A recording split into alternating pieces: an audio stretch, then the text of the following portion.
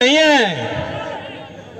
और वो जो तोड़ मोड़ की बात थी उसके पीछे भी उद्देश्य था। वहां पूरब में घटना हुई थी और आप वहां जनता को जाके जो पीड़ित लोग थे उनको उल्टा धमका रहे थे ऐसे उंगली चलाकर। इसलिए मैंने उस आवेश में आकर, यहाँ पश्चिमी उत्तर प्रदेश की धरती है, यहाँ के लोग बहुत सहन कर लेंगे लेकिन अन्याय सहन नहीं कर सकते,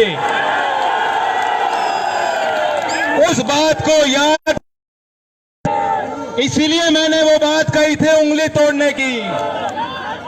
लेकिन बाबा जी, योगी जी ने तो बात ऐसी ले ली, उन्होंने उंगली नहीं ना जाने क्या क्या तोड़ने की रणनीति वहां बना रखी थी, साजिश रची हुई थी, सुनियोजित साजिश थी। लेकिन मुख्यमंत्री जी, बाबा जी, योगी जी, बहुत नाम है आपके, मैं आपको कह देना चाहता हूं, आपने कोशिश अपनी कर ली, आपने पूरी कोशिश कर ली, लेकिन ये जो लोग हैं ये मेरे घर के लोग हैं, ये मेरे घर के परिवार के बड़े हैं, ये मेरा खून है, खून, और ये मेरा बाल बाका भी नहीं होने देंगे।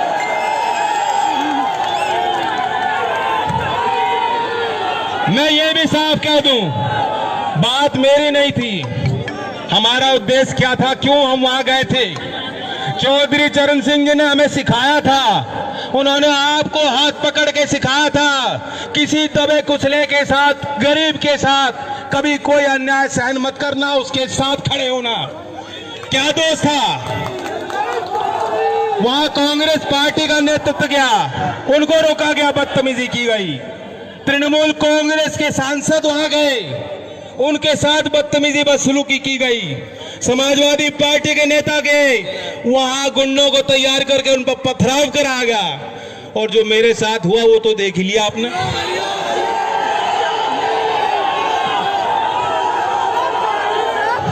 बड़े लोग जानते हैं, यहाँ टोपी वाले पगड़ी वाले लोग बैठे हैं, आप मुझसे ज्यादा अनुभवी हो, आप एक चीज जानते हो, इंसान की नस्ल की पहचान आप कर लेते हो। बात यह है, आदमी वो होता है जिस वातावरण में वो बड़ा होता है, जो जिस बच्चे को घर में प्यार मिलता है, संस्कार मिलते हैं, बड़ा होके भी अच्छा नागरिक वो आदमी बनता है। मैं जिस घर में बड़ा हुआ हूं, मुझे बचपन से आपने अपनी गोद में खिलाया है, मैंने देश के किसान की वास्तविकता को बचपन से देखा है, वह मेरे रग में है। बुआ जी को आपने करीब से देखा, सरोज बुआ जी आपको याद होंगी, ज्ञान बुआ जी आपको याद होंगी, आपको दादी जी याद होंगी, जब चौधरी साहब डांट के भेज दिया करते थे, दादी जी आपको बुला के पुचकारा करती थी, याद है कि भूल गए। मेरी बहनें हैं, मेरे घर में 2 बेटियां हैं, मेरे अंदर खून नहीं, अगर इस प्रदेश और देश की किसी बहन किसी बेटी के साथ दुराचार हो और मैं वहां ना जाऊं, ये इंसानियत है, हमें ये इंसानियत जिंदा रखनी है। क्या गुनाह किया था, हम विपक्ष में है, ये हमारा गुनाह है, या गरीब परिवार के साथ, अरे मैंने उनका घर देखा है, कितनी तरह तरह की बातें सरकार के लोग, सरकार के गुर्गे दलाल बना रहे हैं, कह रहे अरे साहब उनको तो बहुत मोटा पैसा मिला है। अरे ये तो अंतरराष्ट्रीय साजिश है। उनके घर को आप जाके देखो, मैं तो आपको भी कहूंगा आप भी जरूर जाके देखना, बेहद गरीब परिवार है, उनके पास खोने को ना कुछ है ना कुछ पाने को है, जो कुछ उनकी थी चीज जिससे वो प्यार करते थे वो उनसे छीन ली गई। और ये कौन से संस्कार होते हैं कि रात के अंधेरे में बिना पिताजी के, बिना माताजी के, बिना भाइयों के आप चिता को आग लगा दोगे, कहोगे ये तो हमारी मजबूरी थी। बताओ, यहाँ हिंदू मान्यता के भी लोग हैं, सब धर्मी लोग हैं, सब विचार के लोग हैं, लेकिन मैं पूछना चाहता हूँ, इतना ज्ञान तो सभी को है, चाहे आर्य समाजी हो चाहे कोई और, हम तो आर्य समाजी हैं, हमें मालूम है। क्या इस बात को ठीक मानते हो, वैध मानते हो?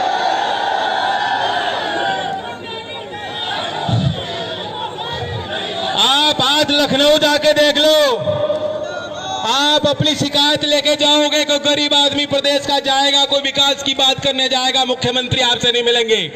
आपको बताया जाएगा वो पूजा पाठ कर रहे हैं। अभी वो गोरखनाथ पीठ के मठाधीश है, अभी वो जो है धार्मिक मामलों में कई गाय की पूजा आपसे दरबार लगा के मिलने के लिए तैयार नहीं है। ये बताया जाएगा आपको।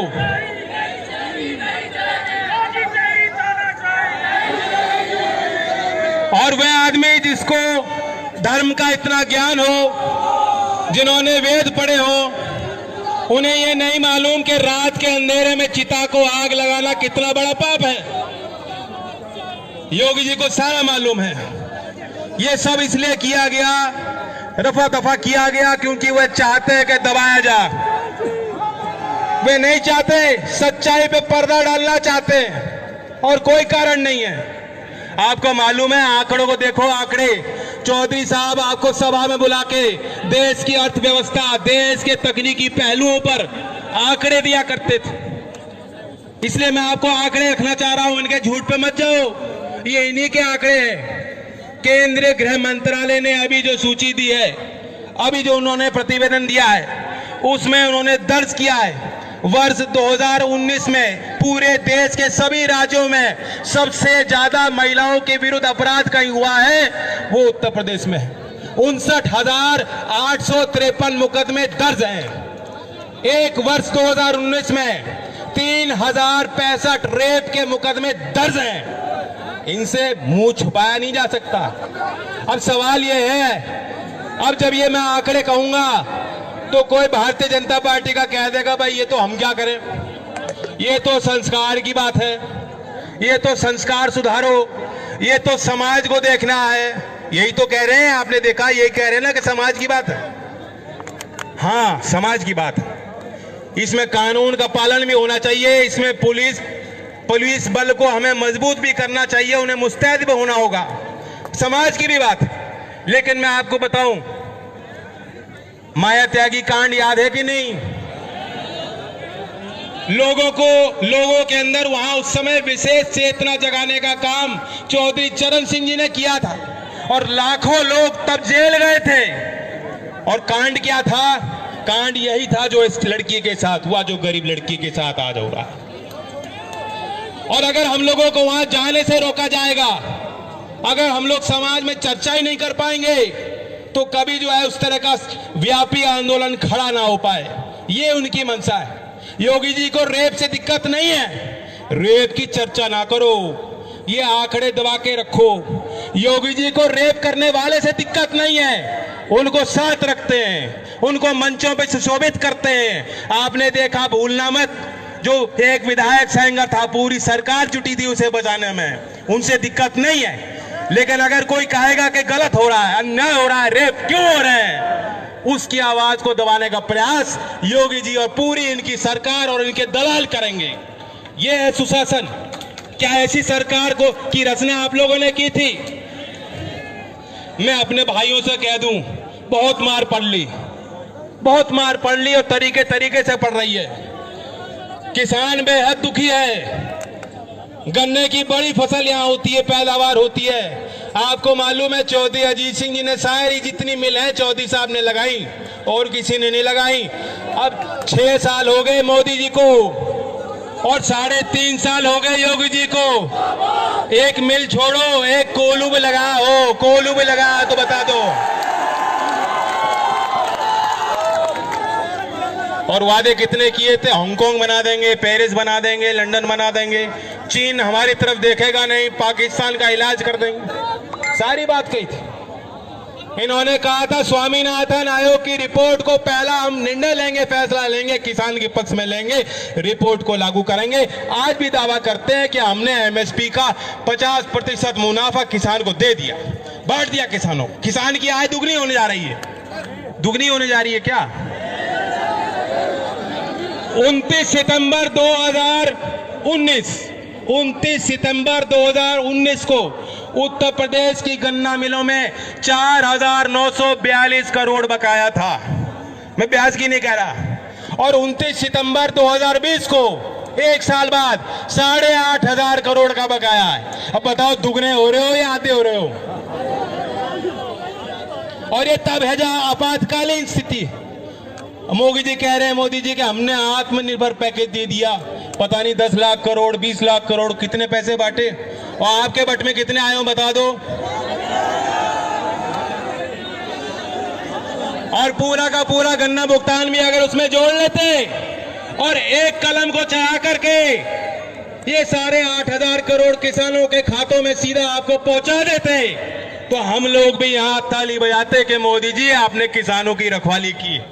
लेकिन ऐसा इनसे किया नहीं गया, उल्टा वार किया। हमारे पंजाब के अगर कोई साथी हो, हरियाणा के कुछ साथी हो, मैं चाहता हूं उनके लिए आप विशेष ताली बजाओ कि वहां के किसान जिस तरीके से संगठित होकर लड़ रहे हैं। बहुत कुछ हमें उनसे सीखना है। और हमारे भाई 3 नए कानून लाए, नए कानून। कितने लोगों को पता है वो कानून क्या है क्या नहीं पता है? नहीं पता, बहुत लोगों को नहीं पता है। दावा ये है कि एक झटके में मोदी जी ने सारे बिचौलिए खत्म कर दिए। नहीं, बिचौलिए खत्म नहीं किए। वे तो जो आड़ती है, जो मंडी में बैठते थे, उन्हें कमजोर किया है और नए बिचौले खड़े कर दिए जो नौकरी करेंगे, और नौकरी करेंगे सिर्फ अदानी और अंबानी की।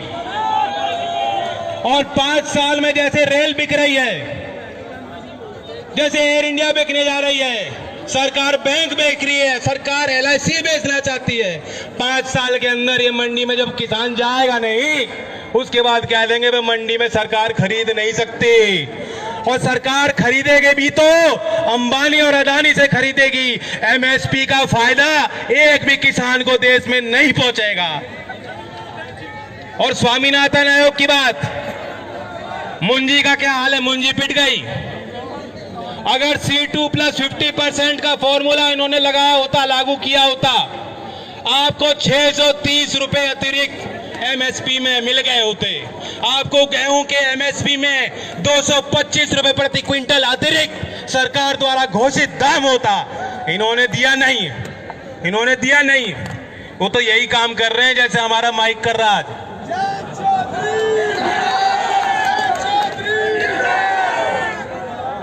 बहुत बात हुई है, सवाल ये है अब आपको जागने का वक्त। मुझे कोई फर्क नहीं पड़ता। मैं तो अपने भाइयों को कहना चाहता हूं, बहुत से लोग जो आज आए हैं, हो सकता है पिछले चुनाव में वे साथ ना रहे। बहुत से लोग दूसरे दलों में हैं, उनकी भावना जुड़ी है, वे आहत हुए। मुझे कर्नाटक, ओडिशा, विभिन्न राजनीतिक दलों के नेता और कार्यकर्ताओं के लगातार संपर्क हो रहे हैं, फोन हो रहे हैं, कह रहे हैं गलत हुआ जैन, ये बहुत गलत परंपरा हो गई, आज तक कभी ऐसा हुआ नहीं। मैं अपने भाइयों को कहना चाहता हूं, मैं आपके तरफ हाथ बढ़ा के कहना चाहता हूं, अपने घर लौट लो, यहां आपका सम्मान होगा।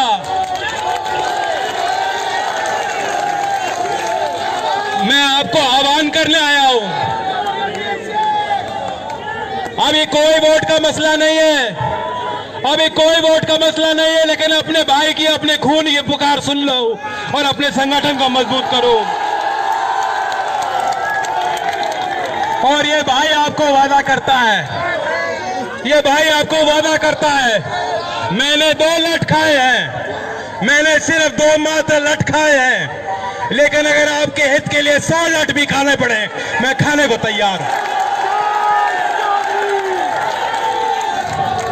लेकिन आप देख लो, चौधरी चरण सिंह जी का मंत्र याद रखो, एक आंख लखनऊ और दिल्ली के कुर्सी पे रखो।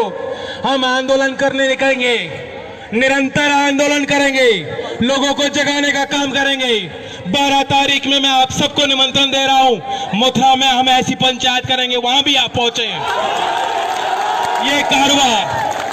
ये कारवां रुकने वाला नहीं है, लेकिन ये तो सामाजिक आंदोलन है, ये किसानों का आंदोलन है। इसे राजनीतिक आंदोलन करना है तो जिस तरह आपके भाई को लाठी मारी, ये लाठी ईवीएम पे मार के और वोट देके वोट का हिसाब लेके भारतीय जनता पार्टी को इनकी सत्ता से बाहर करके योगी जी की आंखें खोलने का काम करेंगे। धन्यवाद। जय हिंद, जय भारत।